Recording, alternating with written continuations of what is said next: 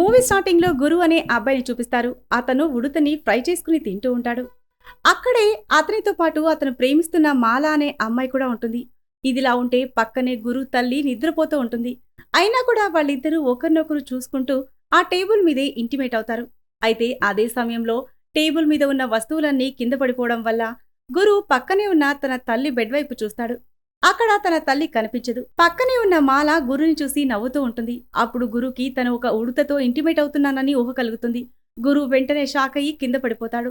Next scene లో ఉదయాన్నే గురు ఆఫీస్కి వెళ్ళడానికి రెడీ అవుతూ ఉంటాడు. ఆ సమయంలో అతని తల్లి తన మేనకోడలు చవితో ఫోన్లో మాట్లాడుతూ ఉంటుంది. చవి ఒక డెంటిస్ట్ గా పనిచేస్తూ ఉంటుంది. అందువల్ల ఆమె కోసం గురు తల్లి వాళ్ళ ఇంటి మీద ఉన్న టెర్రస్ పైన ఒక క్లినిక్ కట్టివ్వాలి అనుకుంటుంది. ఇదిలా ఉంటే గురు ఇంట్లో ఒక పెంపుడు ఉడత కూడా ఉంటుంది. తర్వాత గురు ఆఫీస్కి వెళ్ళిపోతాడు. బస్సులో వెళ్లేటప్పుడు గురు ఎవరితో అయినా చాటింగ్ చేయాలని ప్రయత్నం చేస్తూ ఉంటాడు. ఆఫీస్కి వెళ్లిన తర్వాత అక్కడ తనకి మాల అనే అమ్మాయి కనిపిస్తుంది. కొంచెం సేపు తర్వాత వాళ్ళిద్దరూ కలిసి ఇంటిమేట్ అవుతున్నట్టు గురు ఊహించుకుంటాడు. గురు మాలాని పెళ్లి చేసుకోవాలి అనుకుంటున్నాడు. అంతేకాకుండా గురు ఆ అమ్మాయిలతో చాటింగ్ చేయడానికి కొన్ని యాప్స్ ని వెతుకుతూ ఉంటాడు. తర్వాత గురు ఉదయం తన తల్లి మాట్లాడుతున్న చవి అనే అమ్మాయికి ఫోన్ చేసి, మీరు ఆగ్రా రావద్దు, ఎందుకంటే ఆ స్థలం నీకివ్వడం కుదరదని వార్నింగ్ ఇస్తాడు. తర్వాత గురు ఇంటికి వెళ్తాడు. ఇంటికి వెళ్లిన వెంటనే బాత్రూంకి వెళ్లి అక్కడ ఉన్న ఫినాయిల్ బాటిల్ తీసుకుంటాడు. అతను బయటికి రాగానే అతని తల్లి ఎదురొచ్చి, చవికి నువ్వు ఫోన్ చేసి వార్నింగ్ ఇచ్చావా అని తిడుతూ ఉంటుంది. అప్పుడు గురు, నువ్వు చేస్తే కరెక్ట్, నేను చేస్తే తప్ప అని అంటాడు. అప్పుడు గురు తల్లి, ఆ బాటిల్ ఏదో నాకే ఇవ్వు, తాగి నేనే చచ్చిపోతానని లాక్కునే ప్రయత్నం చేస్తుంది. ఆ పెనుగులాటలో గురు తల్లి వేసుకున్న నైటీ చినిగిపోతుంది. దాంతో ఆమెకి కోపం వచ్చి కొడుకుని బాగా తిడుతూ కొడుతూ ఉంటుంది. అప్పుడు పైన ఉన్న గురు తండ్రి ప్రకాష్ వచ్చి, ఇక ఆపండి, రోజు ఇదే గొడవ, మీకు వేరే పనేం లేదా అని తిడతాడు. అప్పుడు గురు తల్లి, ఇంట్లో డబ్బులు లేవు, తినడానికి తిండి కూడా లేదు, అందుకే ఈ స్థలాన్ని చవికిస్తానని చెప్పాను, కానీ నీ కొడుకు ఆ అమ్మాయికి ఫోన్ చేసి ఇక్కడికి రావద్దని వార్నింగ్ ఇచ్చాడు అంటుంది. ఇదిలా ఉంటే ఈ ప్రకాష్ అనే వ్యక్తికి ఇద్దరు భార్యలున్నారు. అంటే గురుకి ఇంకో సవితి తల్లి కూడా ఉంది. గురు తల్లి మొదటి భార్య కావడం వల్ల ఆమెకి కింద ఇల్లు ఇచ్చాడు.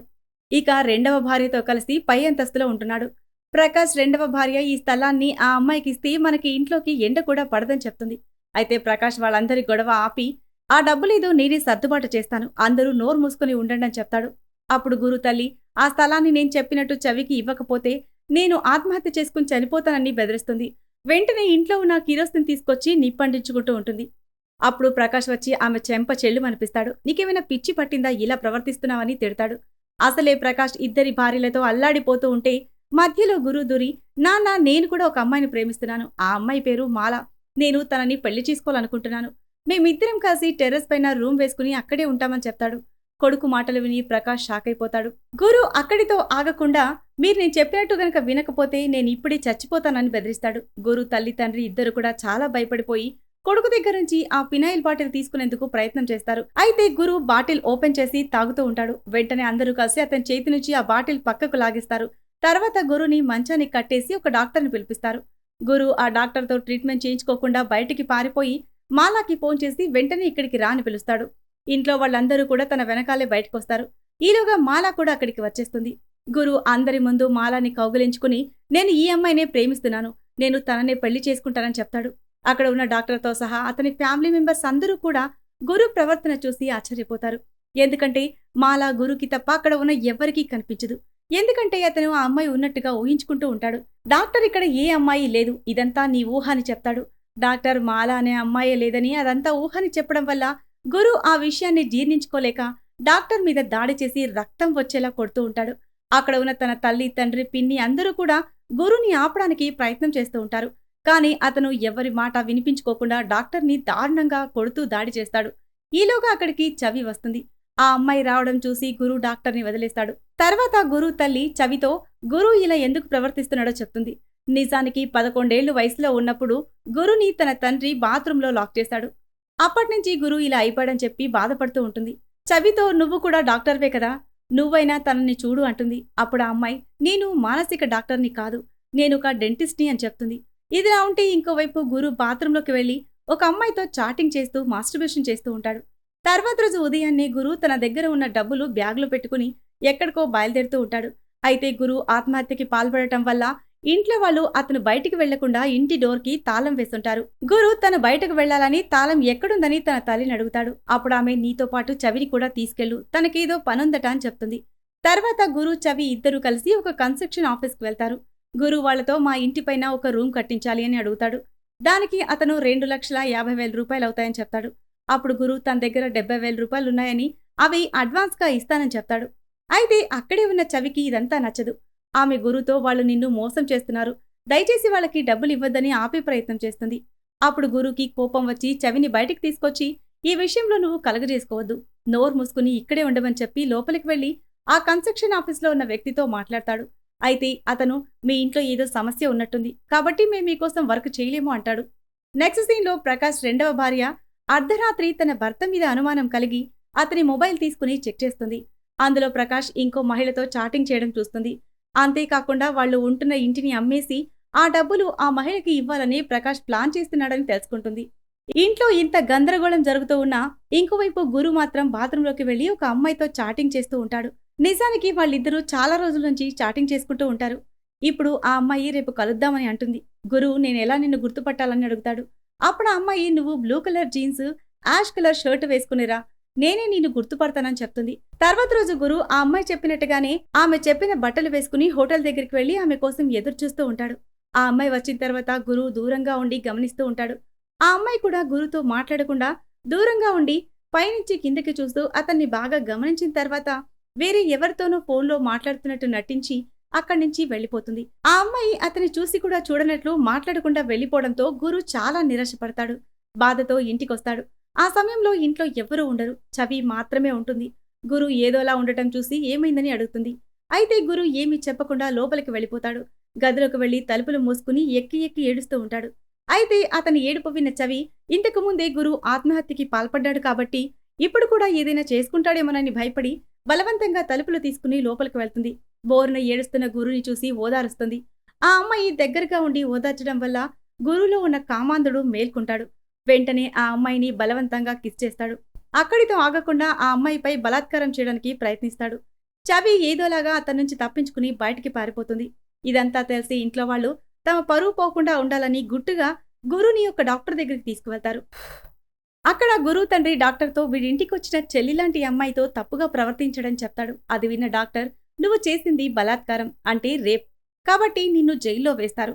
ఇంకోసారి ఇలా ప్రవర్తించావంటే నిన్ను తప్పకుండా నేనే జైలుకు పంపిస్తాను. ఇంటికి వచ్చిన అమ్మాయితో ఎవరైనా ఇలా ప్రవర్తిస్తారా అని అడుగుతాడు. అప్పుడు గురు తను ప్రేమించిన అమ్మాయి తనని మోసం చేసిందని, ఆ బాధలో అనుకోకుండా తప్పు జరిగిందని, ఇంకోసారి ఎప్పుడూ ఇలా ప్రవర్తించనని క్షమాపణ చెప్తాడు. నెక్స్ట్ సీన్లో ప్రకాష్ రెండవ భార్య అతని మొదటి భార్యని అంటే గురు తల్లిని కలిసి తమ భర్త వేరొక మహిళతో సంబంధం పెట్టుకున్నాడని, స్థలం అమ్మేసి ఆమెకి డబ్బు కూడా ఇవ్వాలనుకుంటున్నాడని చెప్తుంది. అయితే ఇవేవీ నమ్మని గురు తల్లి నా వ్యవహారం ఏదో నేను చూసుకోగలను, నీ పని నువ్వు చూసుకో అంటుంది. అప్పుడు ప్రకాష్ రెండవ భార్య ఆమెకి నచ్చచెప్పడానికి ప్రయత్నం చేస్తుంది. నేను కళ్ళారా చూశాను, తన ఫోన్లో ఆ మహిళతో దిగిన ఫోటోలు కూడా ఉన్నాయి. తను వేరే వాళ్లకి స్థలాన్ని అమ్మేసి ఆ మహిళకి డబ్బులు ఇవ్వడానికి ప్రయత్నిస్తున్నాడు. ఇప్పుడు మనం ఇద్దరం కలిసికట్టుగా పోరాడకపోతే ఇద్దరం నష్టపోతాం. చెల్లిగా నాకు తెలిసిన విషయాన్ని నీకు చెప్పడం నా బాధ్యత, దయచేసి పరిస్థితిని అర్థం చేసుకో అంటుంది. ఆమె మాటలు విని గురు తల్లి ఆశ్చర్యపోతుంది. మరోవైపు గురు ఇద్దరు లవర్స్ మాట్లాడుకోవడం చూసి తనకు లవర్ లేదని బాధపడుతూ ఉంటాడు.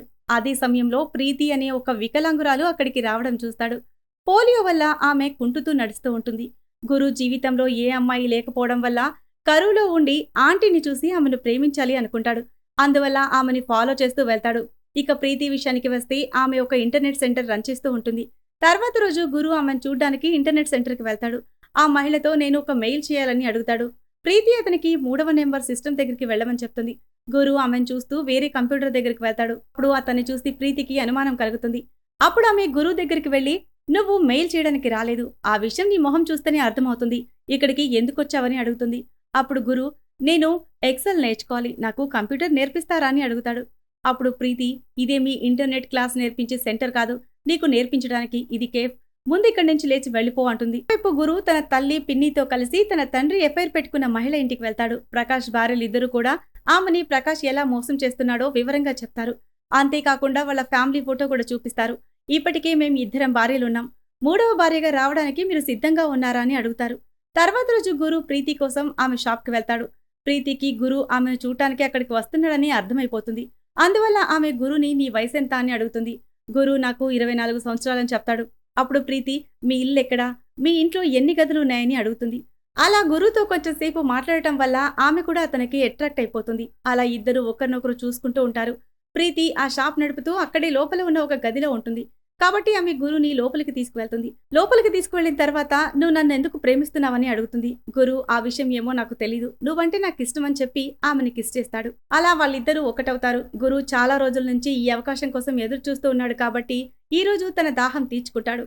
అదే రోజు రాత్రి ప్రకాష్ ఇంటికి రాగానే అతని ఇద్దరి భార్యలు వాళ్ళకి తెలియకుండా స్థలాన్ని అమ్మడానికి ప్రయత్నిస్తున్నందుకు అతన్ని ఎందుకిలా చేస్తున్నావని అడుగుతారు. ప్రకాష్ ఇప్పుడు కూడా వాళ్ళకి మాయమాటలు చెప్పి ఏమార్చే ప్రయత్నం చేస్తాడు. అప్పుడు గురు తల్లి ఇంట్లో ఇద్దరు భార్యల్ని పెట్టుకుని కూడా మీకు మూడో భార్య కావాల్సి వచ్చిందా? మీకు కొంచెం కూడా సిగ్గనిపించడం లేదా అని అడుగుతుంది. ఆమె మాటలు విని ప్రకాష్ ఆశ్చర్యపోతాడు. ఇదంతా వీళ్ళకి ఎలా తెలిసిందని కంగారు పడతాడు. తర్వాత రాత్రి గురుకి మళ్లీ మాలా కలలోకి వస్తుంది. అయితే అతను కళ్ళు తెరిచి చూసేసరికి ప్రీతి పక్కనుంటాడు. అదే సమయంలో ఎవరో ఇద్దరు వ్యక్తులు వచ్చి ప్రీతి షాప్ ని తగలబెట్టి పారిపోతారు. వెంటనే గురు ప్రీతి ఇద్దరూ కలిసి ఆ మంటల్ని ఆర్పేస్తారు. తర్వాత గురు ప్రీతి ఒక హోటల్ కి వెళ్లి టిఫిన్ చేస్తూ మాట్లాడుకుంటారు. అప్పుడు గురు వాళ్ళు ఎవరని ప్రీతిని అడుగుతాడు. అప్పుడు ఆమె వాళ్ళు నా రెండవ భర్త పిల్లలు. ఆయన చనిపోతూ ఈ సైబర్ కేఫ్ ని నాకు ఇచ్చి వెళ్లారు. అందుకే వాళ్ళకి నా మీద కోపం అని చెప్తుంది.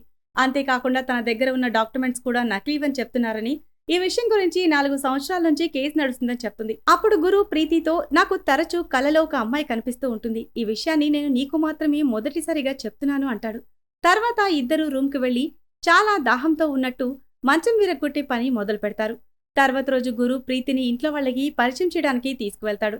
అదే సమయంలో గురు తల్లి తన మేనకోడలికి టెర్రస్ పైన క్లినిక్ కట్టిస్తూ ఉంటుంది. గురు అక్కడికి ప్రీతిని తీసుకువెళ్లి నేను ఈ అమ్మాయిని ప్రేమిస్తున్నాను, తననే పెళ్లి చేసుకుంటాను. ఈ స్థలం నా తండ్రిది కాబట్టి తన తర్వాత దీని మీద హక్కు నాకే ఉంది.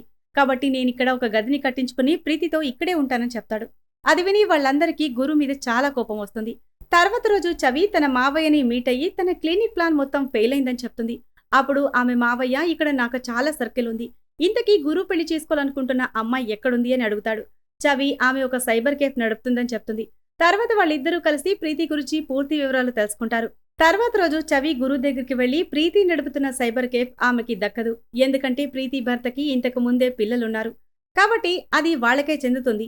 అందుకే ఆమె మన టెర్రస్ పైన ఉన్న స్థలం కోసమే నిన్ను మోసం చేస్తుంది. నా మాటల మీద నీకు నమ్మకం కలగలేదంటే ఈ పేపర్స్ చూడు అని చెప్తుంది. గురు ఆ పేపర్స్ చూసి షాక్ అవుతాడు. తర్వాత ప్రీతితో అన్ని విషయాలు మాట్లాడి ఇప్పుడు ఉన్న ఇల్లు పడగొట్టి అందరికీ ఉపయోగపడేలా ఇల్లు కట్టించాలి అనుకుంటాడు. దానికోసం గురు తన తండ్రితో కలిసి ప్రీతిని తీసుకుని అశోక్ కన్స్ట్రక్షన్ కి వెళ్తాడు. అక్కడ ఉన్న బిల్డర్తో మేము మా ఇల్లు పడగొట్టి 4 అంతస్తుల భవనం నిర్మించాలనుకుంటున్నాం. అందుకు మీరు సహాయం చేస్తే కింద ఉన్న కమర్షియల్ స్పేస్ మీకిస్తామని చెప్తాడు. అయితే ఆ బిల్డర్ అందుకు అంగీకరించడు. ఇది చాలా ఖర్చుతో కూడుకున్న వ్యవహారం అని చెప్తాడు. అప్పుడు ప్రీతి మనం వేరే బిల్డర్ దగ్గరికి వెళ్తామంటుంది. పైగా ఆ స్థలం ₹1,00,00,000కి పైగా రేటు పలుకుతుంది. కాబట్టి గురు ఆ విషయం చెప్పి కుదరదు అంటాడు. అలా వాళ్ళు అక్కడి నుంచి బయటికి వెళ్లిపోగానే ఆ బిల్డర్ తన దగ్గర పనిచేసే వ్యక్తిని వాళ్లతో మాట్లాడి తీసుకురమ్మని సైగ చేసి పంపిస్తాడు. ఆ వ్యక్తి వెళ్లి వాళ్లతో మాట్లాడి డీల్ సెట్ చేస్తాడు. గురు కూడా వాళ్ళు చెప్పిన కండిషన్స్ కి ఒప్పుకుంటాడు. తర్వాత రోజు గురు వాళ్ళు ఉన్న పాత ఇంటిని పడగొట్టేస్తారు. గురు ప్రీతిని పెళ్లి చేసుకుని ఇంటికి తీసుకువస్తాడు. ఉన్న స్థలంలోనే అందరికీ అనుకూలంగా ఉండేలా ఇంటిని నిర్మించుకుని సంతోషంగా కలిసి పూజలు కూడా చేసుకుంటారు. తర్వాత ప్రీతి గురు ఇద్దరూ ఇంటిమేట్ అవుతారు. లాస్ట్ సీన్లో గురు నిర్మాణంలో ఉన్న ఒక అపార్ట్మెంట్ పైకి వెళ్తాడు. అక్కడ గురుకి మాల కనిపిస్తుంది. గురుతో జరిగిందేదో జరిగింది, ఇక వదిలేయ్, ఇలాంటి పరిస్థితుల్లో అందరూ ఇలాగే చేస్తారు అంటుంది. గురు ఆశ్చర్యంగా మాలని చూస్తూ ఉంటాడు. ఈ సీన్తోనే ఈ మూవీ ఎండ్ అవుతుంది. సో ఇది ఫ్రెండ్స్ ఇవాల్టి స్టోరీ. ఈ స్టోరీ కనుక మీకు నచ్చినట్లయితే మరికొన్ని ఇంట్రెస్టింగ్ స్టోరీస్ కోసం ఛానల్ని సబ్స్క్రైబ్ చేయండి. Thanks for watching.